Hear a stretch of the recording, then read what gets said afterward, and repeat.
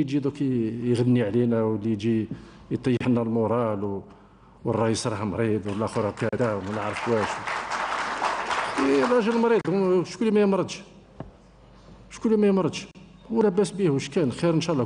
كل نهار نديروا بيولتان عليه، نديروا ديكلاراسيون، قلنا راه مريض، راه لاباس به، راه يريح، خلاص ما نضلوش نرجعوا كما يقولوا. على هذيك نأكد برك على النقطة هذه، أن لازم نامنوا في روحنا.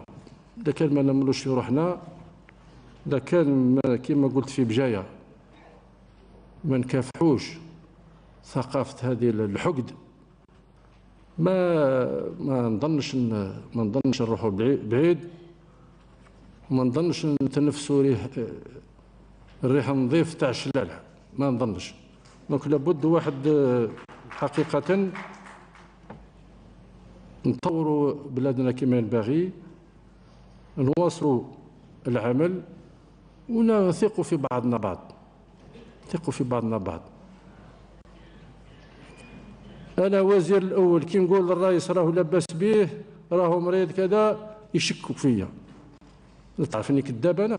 لا تشمشتوني كذاب، اني كذاب انا ولا؟ كي نقول حاجه راهي مبنيه على الصح، مانيش مال فين نكذب، نخاف من ربي. ما العباد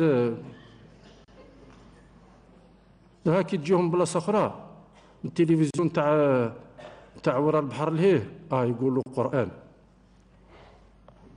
هذا هو برك الشيء اللي هذا النقائص هذو اللي واحد